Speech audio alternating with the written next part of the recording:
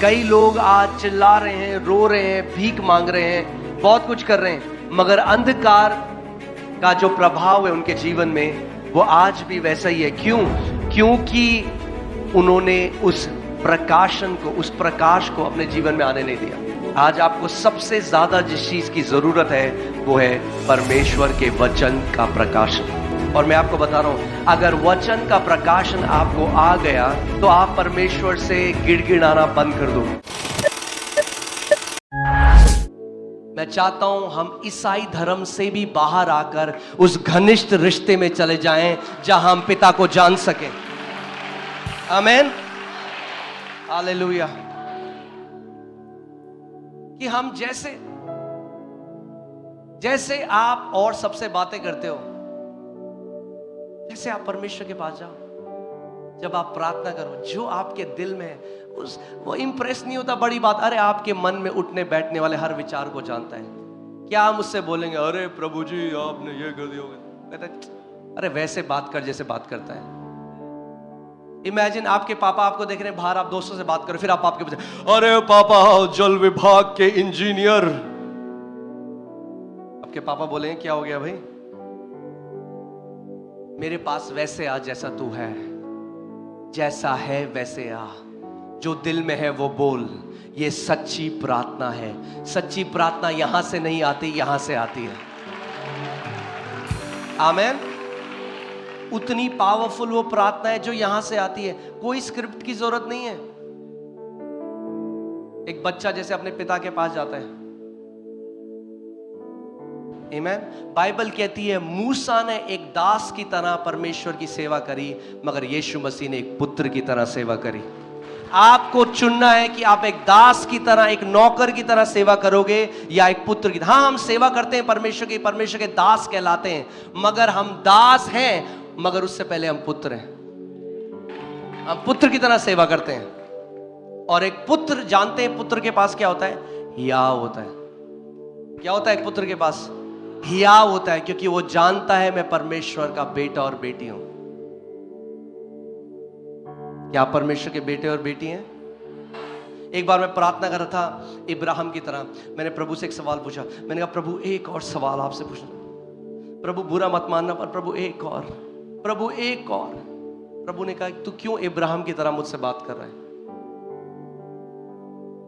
इब्राहिम के पास वो प्रिविलेज नहीं था जो हमारे पास था। आप जानते हैं जब आप स्वर्ग हम मूसा के बारे में पढ़ते हैं और एलिया के बारे में पढ़ते हैं, और आप सोचते हैं हो जब मैं स्वर्ग जाऊंगा मैं इन महान संतों से मिलूंगा और मैं कहूंगा मूसा कैसा था जब लाल समंदर दो भाग हो गया। और आप जानते हैं मूसा आपसे क्या कहेगा? मूसा कहेगा वो तो बहुत बढ़िया था, मगर मुझे ये बताओ कैसा था जब परमेश्वर स्वयं तुम्हारे अंदर रहने के लिए आ गया। वो कैसा था जब उसने तुम्हें पवित्र आत्मा का मंदिर बना दिया? क्योंकि हमारे पास वो प्रिविलेज नहीं था जो नए नियम में तुम संतों के पास प्रिविलेज था। आमीन। अरे मूसा ने एक गलती करी और पिता ने कहा अब तू नहीं जा सकता वाचा के, अब तू कनान में नहीं जा सकता। क्यों? क्योंकि एक मालिक और नौकर का जो रिश्ता, मैं आपको पता है पूरा अलग वचन सोच के आया था, पूरा अलग, मगर आत्मा आज भी कलीसिया से बातें करता है। आमीन। एक दास और मालिक का जो रिश्ता है उसकी नींव विश्वास योग्यता है। आपका एक नौकर है 30 साल से आपके घर में है और आप बोलते हैं अरे इसके जैसा वफादार कोई और नहीं है। 30 साल से आप कहते हो मेरा सबसे वफादार नौकर है ये, और 30 साल बाद आप एक बार घर जाते हो और देखते हो तिजोरी में से गहने चुरा रहा है। रखोगे उसे घर में? 30 साल से था आपके साथ, रखोगे? नहीं, क्योंकि जहां वो विश्वास योग्य नहीं रहा, वफादार नहीं रहा, मालिक और नौकर का रिश्ता टूट जाता है। मगर वहीं पे आपका बेटा तिजोरी से गहने चुरा रहा था, उसको नहीं निकालोगे क्योंकि वो बेटा है। यीशु ने कहा मैं ना कभी तुम्हारा इनकार करूंगा, ना कभी तुम्हें निकालूंगा, क्योंकि आज तुम मेरे बेटे और बेटियां हो। परमेश्वर का वचन कहता है धर्मी जन यदि 7 बार भी गिर जाए तो भी परमेश्वर उसको खड़ा करता है। हालेलुया। परमेश्वर आप जानते हैं, परमेश्वर, God doesn't give up on us. परमेश्वर कैसे बोलेंगे इसको, परमेश्वर कभी हार नहीं मानता। परमेश्वर नहीं कहता चल छोड़ निकल इस बंदे से, मैं परेशान हो गया। हम हार मान देते हैं परमेश्वर, we give up on God. हम कहते हैं प्रभु नहीं, अब मैं इतनी, प्रभु मैं पश्चाताप करा, गिर गया, उठ गया। आप जानते हैं पवित्र आत्मा तब तक आपको उठाता रहेगा जब तक आप चलना ना सीख जाओ। कितने लोगों के बच्चे हैं इस जगह में, फिर से हाथ दिखाइए।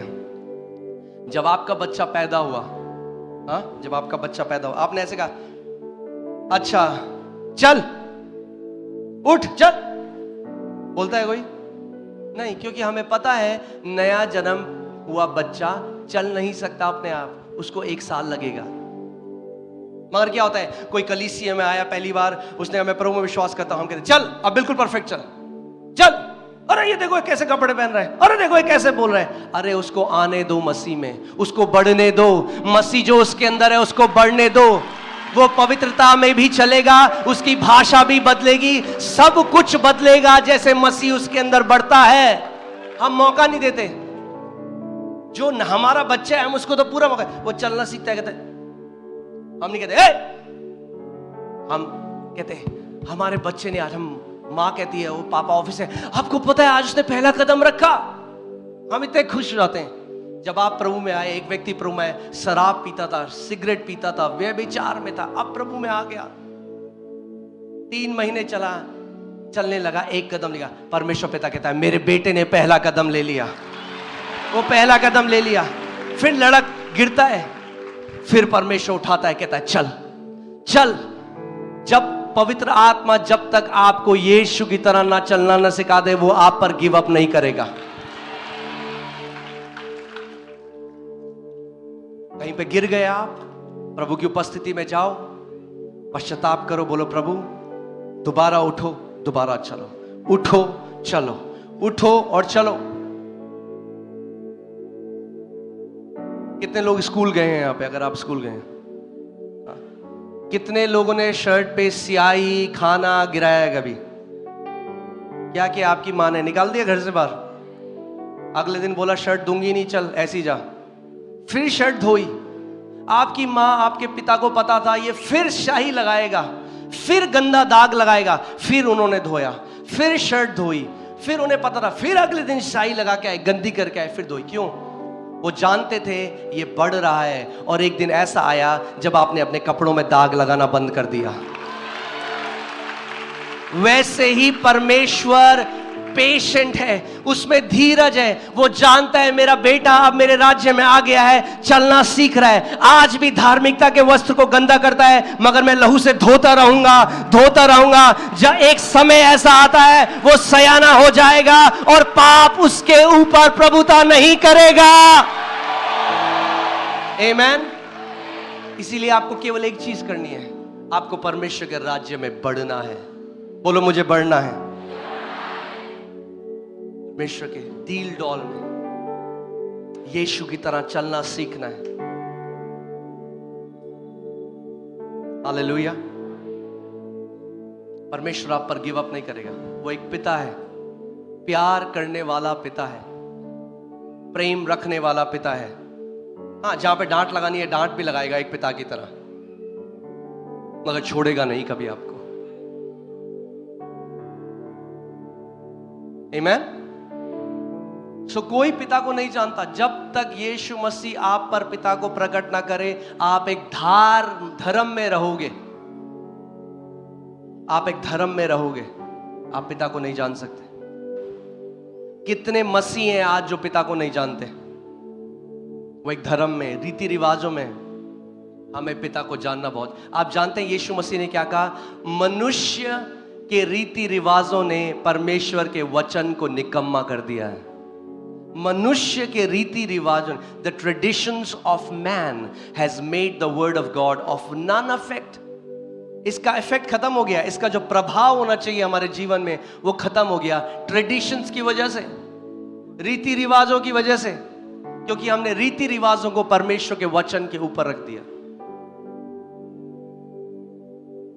आज पवित्र आत्मा आपको एक निमंत्रण दे रहा है कि आप एक बेटे और बेटी की तरह घनिष्ठता से अपने पिता को जान सको।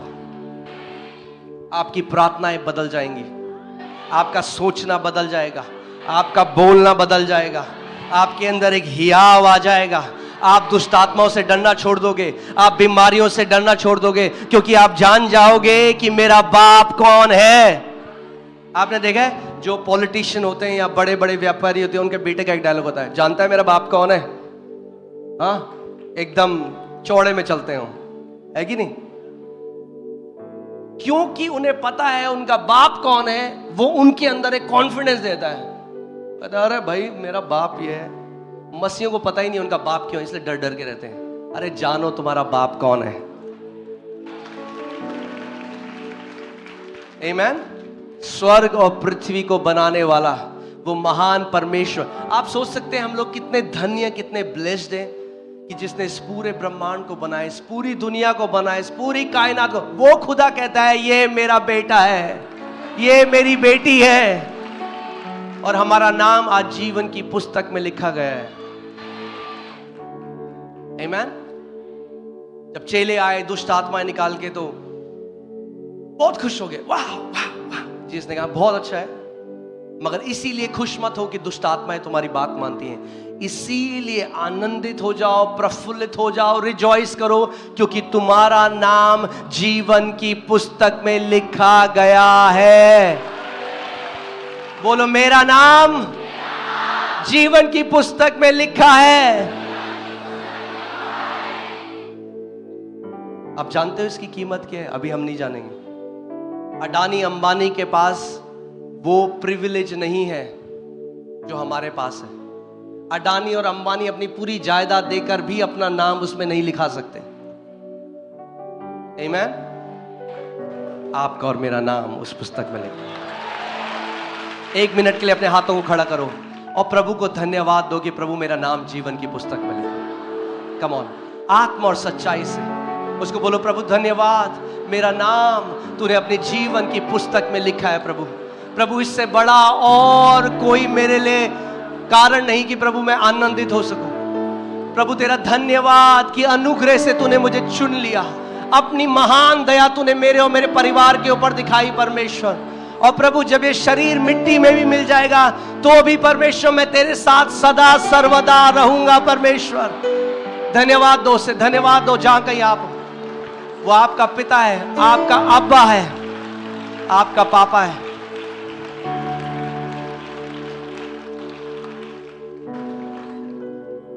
हालेलुया। क्योंकि हम नहीं जानते कि परमेश्वर एक अच्छा पिता है, इसीलिए हम ये सब बातें कहते हैं। वो हमारी नहीं सुनता तो हमें क्या लगता है, हमें गिड़गिड़ाना पड़ेगा। दिल्ली में क्या है ना, दिल्ली में बहुत सारे छोटे छोटे बच्चे हैं जो भीख मांगते हैं रेड लाइट में। बहुत ज़्यादा है, हर एक रेड लाइट में। तो आप देखोगे, आप गाड़ी में हो, आप देखोगे वो खेल रहे हैं, वो हंस रहे हैं। आप देखोगे तो खेल रहे हैं, हंस रहे हैं। फिर वो देखते हैं रेड लाइट आ गई, फिर वो आते, फिर वो क्यों ऐसा कर रहे हैं? क्योंकि उन्हें लग रहा है, उन्हें आपके अंदर अगर दया प्रोड्यूस करनी है तो उनको ऐसे आपके पास आना पड़ेगा। ऐसे ही कई मसीह लोग भी सोचते हैं मुझे ऐसे प्रार्थना करनी पड़ेगी। हमें लगता है हमें वो परमेश्वर का इमोशन दया का वो स्टर करना पड़ेगा। प्रभु प्रभु। अरे आप भिखारी नहीं हो, बेटे और बेटियां हो। बेटे और बेटियां हो। बेटे और बेटियां ऐसे नहीं जाते अपने बाप के, वो कहते हैं पापा स्कूल की फीस भरनी है, मम्मी खाना दे दो भूख लगी है। हियाव के साथ मांगते हैं। आमीन। उसने कहा जब प्रार्थना करो तो बोलो, पिता आज की रोटी मुझे दे।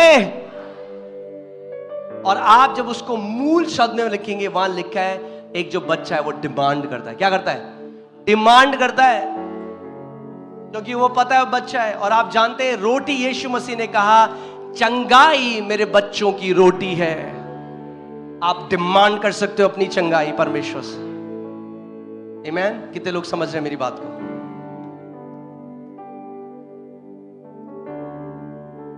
प्रभु अगर हो सकता है कुछ, अगर प्रभु तू कर सकता है कुछ तो देख ले प्रभु, थोड़ा जुगाड़ कर दे थोड़ा।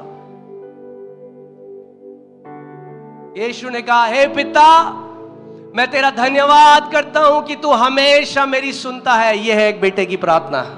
क्या होगा अगर प्रार्थना करने से पहले तुम ये बोलो, पापा, डैडी, पिता, धन्यवाद कि आप हमेशा मेरी सुनते हैं। आमीन। और फिर उसने क्या कहा, ये मैं जोर से इसलिए बोल रहा हूं इन लोगों के लिए, ये सीखें। तो बोलने की जरूरत नहीं थी, वो हमें सिखा रहा था प्रार्थना कैसे करनी है। यार मैं इन लोगों के लिए बोल रहा हूं। जब मैंने जाना कि परमेश्वर कितना अच्छा पिता है, मैं कर्जों से बाहर आ गया। मैं इतना बीमार रहता था, इतना बीमार रहता था, मुझे एक मेंटल डिसऑर्डर था। जब 19 साल का था, दिमागी रूप से मेरे को मेंटल डिसऑर्डर घोषित कर दिया था, इसको दिमागी प्रॉब्लम है। एक साइकियाट्रिस्ट से दूसरे साइकियाट्रिस्ट में मैं इंजीनियरिंग कर रहा था, मुझे इंजीनियरिंग छोड़नी पड़ी। मैं अपनी पढ़ाई पूरी नहीं कर सकता था, मुझे फिट्स और दौरे आने लगे, मेरे हाथ पांव मुड़ जाते थे। थोड़े थोड़े दिनों में हॉस्पिटल और उसमें ड्रिप लगी होती थी। मगर जब मैंने प्रभु को जाना, ये प्रकाशन मेरे जीवन में आया कि परमेश्वर एक अच्छा पिता है, मेरा जीवन बदल गया। और आज मैं चाहता हूं कि आप इस बात को जान लो कि जिस परमेश्वर की आप सेवा करते हो वो एक अच्छा पिता है, आपसे प्रेम करने वाला पिता है। परमेश्वर ने जगत से इतना प्रेम किया कि उसने अपना इकलौता पुत्र दे दिया, ताकि जो कोई उस पर विश्वास करे वो नाश ना हो परंतु अनंत जीवन पाए। आमीन। तो परमेश्वर चाहता है कि वो आप पर अपने आप को प्रकट करे एक पिता की तरह। यीशु मसीह ने क्या कहा, पिता के पास जाओ तो क्या बोलो, हे हमारे पिता, पापा। उसने बोला अब्बा। अब्बा ऐसा है जैसे लोग आज प्यार से अपने पापा को बोलते हैं पापा या डैड, डैडी। अब्बा वो शब्द है, और पवित्र आत्मा ने वो शब्द अब्बा को ट्रांसलेट नहीं होने दिया, अब्बा को अब्बा ही रखा, क्योंकि वो चाहता है कि हम जान ले अब्बा का मतलब है मेरे प्यारे पापा। That's what Abba means, beloved father, beloved father, मेरे प्यारे पापा। सो जब आप परमेश्वर में जा रहे हैं, आप पहले ही इस प्रकाशन से जा रहे हैं, वो मेरा प्यारा पापा है, मुझसे बेइंतहा प्रेम करता है। तब आप अपनी प्रार्थना शुरू करते हैं। आमीन।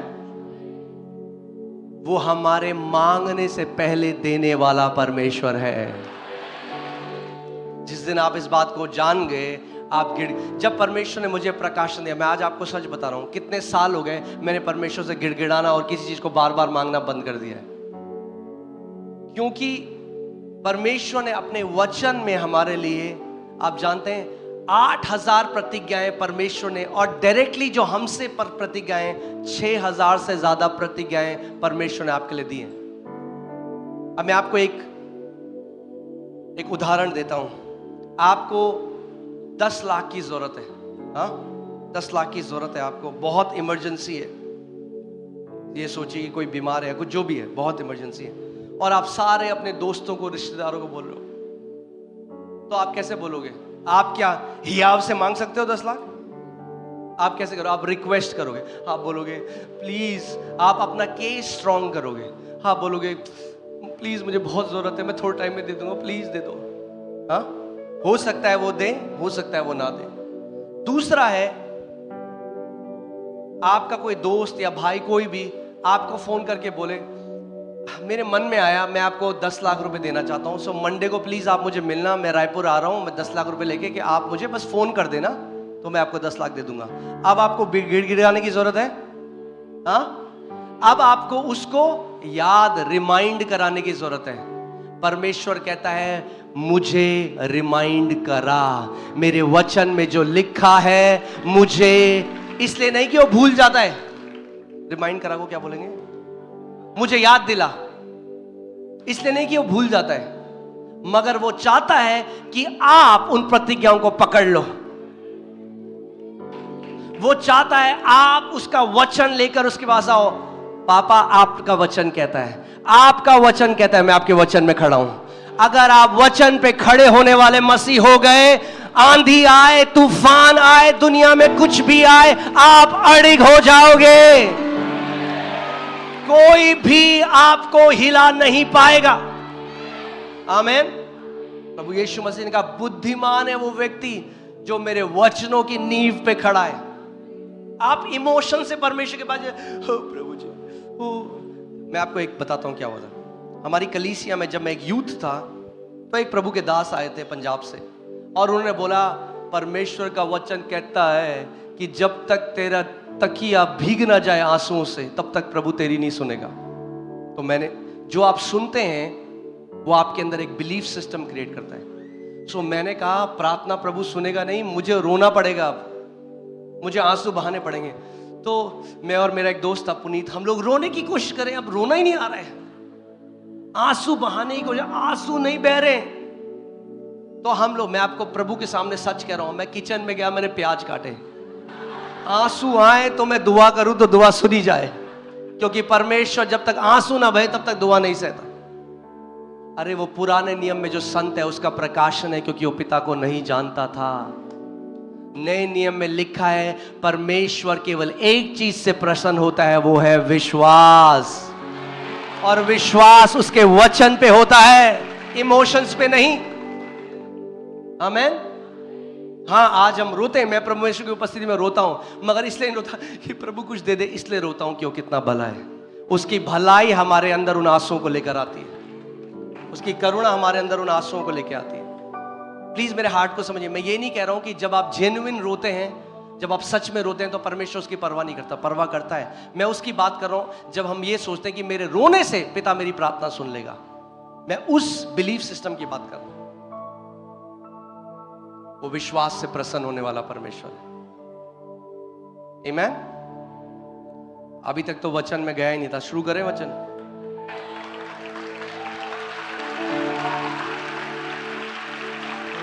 आमीन। ये आज का ये सुबह का सेशन जो है बाइबल कॉलेज है, ठीक है। आमीन। आज का वचन आपके अंदर एक बिलीफ सिस्टम क्रिएट करेगा विक्टोरियस होने के लिए, जयवंत होने के लिए।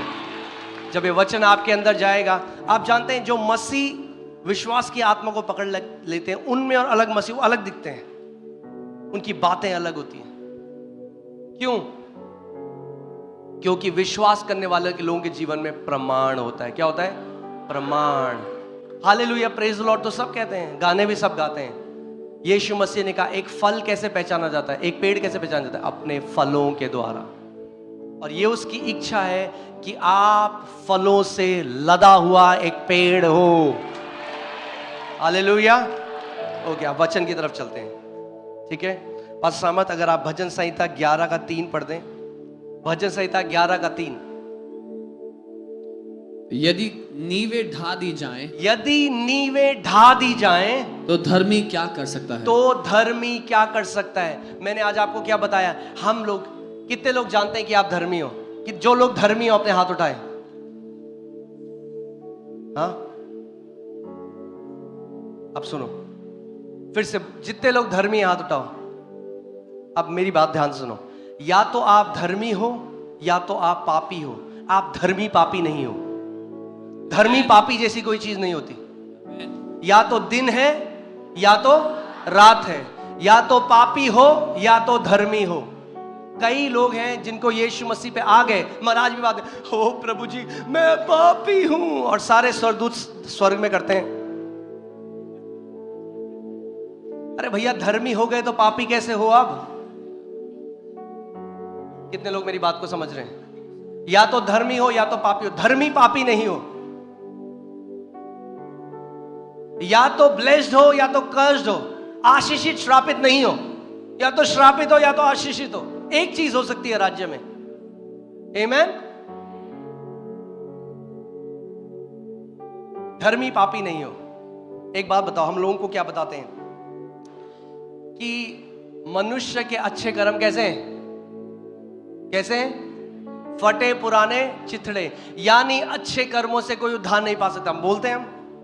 तो यानी जो लोग बाहर पापी है, एक वो कितने भी अच्छे काम कर ले, धर्मी नहीं बन सकता, है कि नहीं? क्योंकि यीशु मसीह का बलिदान ही उसे धर्मी बनाता है। एक पापी है, बहुत दान करता है, सब कुछ करता है, वो कहता है मैं स्वर्ग जाऊंगा, आप क्या बोलोगे? नहीं जा सकते। परमेश्वर की धार्मिकता कमाई नहीं जा सकती। तो हम कहते हैं भाई आप आपको पापों से क्षमा कैसे मिलेगी? हम कैसे बोलते, कैसे मिलेगी? यीशु से, लहू से जब आप धोए जाओगे तो आप धर्मी। एक बार बंदा धर्मी बन गया, अब हम कहते चल अब अगर तूने कुछ गलत किया तो तू पापी हो जाएगा। अरे ये कैसा सुसमाचार है भाई? जैसे मेरा नया जन्म हुआ वैसे ही मैं अंत तक भी चलूंगा।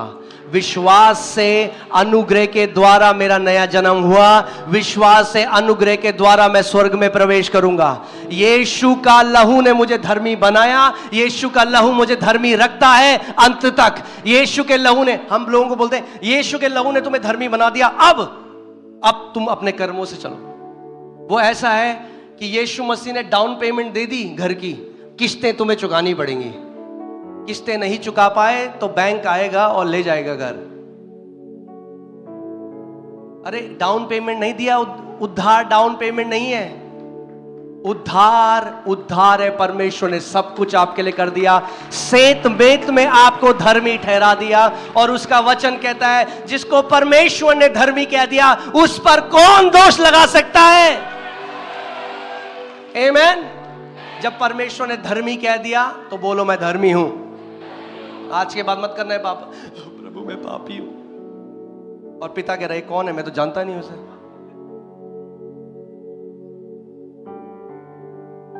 आप कैसे, ध्यान से सुनिए, जो कोई मसीह में वो क्या है? एक तो नई सृष्टि पापी नहीं हो सकती भाई। नई सृष्टि कैसे पापी हो सकती है? जो कोई मसीह में वो क्या है? बाइबल कहती है अब हम मसीह के साथ स्वर्गीय स्थानों में बैठे हुए। अरे एक पापी स्वर्गीय स्थानों में नहीं बैठ सकता।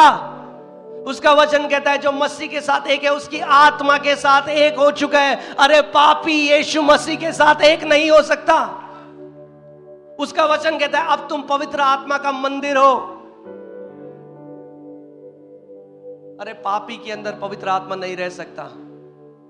पापी हम कर्म करने से नहीं हुए, हम पैदाइशी पापी थे क्योंकि पाप का बीज हमारे अंदर था।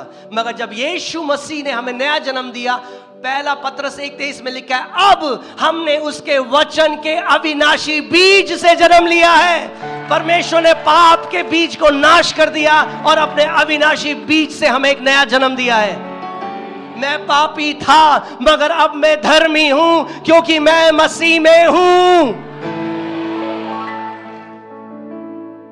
आमेन, हालेलुया। क्योंकि जो आप विश्वास करते हो, जो आपका स्वभाव जो है वो आपके बिलीफ सिस्टम से आता है। जैसे आप विश्वास करते हो वैसे आप करोगे। अगर आप मानते हो मैं पापी हूं तो पाप ही करते रहोगे। अगर आप मानते हो मैं पवित्र परमेश्वर का संत हूं तो अपने आप पवित्रता में चलने लग जाओगे।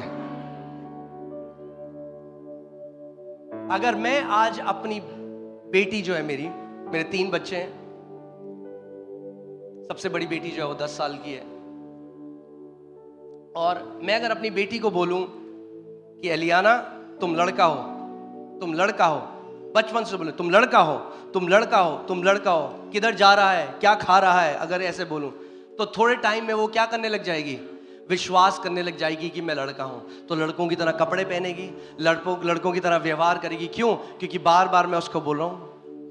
अगर मैं बार बार एक धर्मी को बोलूं तू पापी है, तू पापी है, तू पापी है, तू पापी है, तो मान लेगा मैं पापी हूं, तो पाप ही करेगा, पापियों के बीच में रहेगा। संडे को चर्च आएगा, हालेलुया करेगा, मंडे से सैटरडे तक अपने दोस्तों के साथ पाप करेगा, और फिर हम बोलेंगे तू पापी है, तू पापी है।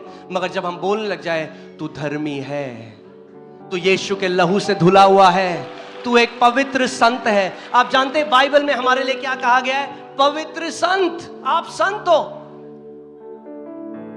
विश्वासियों को संत कहा गया है।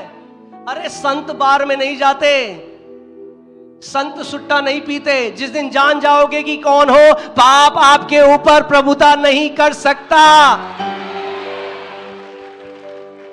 जानो कि मैं कौन हूं, यीशु ने मेरे लिए क्या किया है, कितना बड़ा बलिदान उसने मेरे लिए दिया है। उसके लहू ने मुझे पवित्र कर दिया है। आप अपने कर्मों से पवित्र नहीं होते, आप यीशु के लहू से पवित्र ठहराए गए हो। हालेलुया। बोलो मैं पवित्र हूं उस लहू की वजह से जो यीशु ने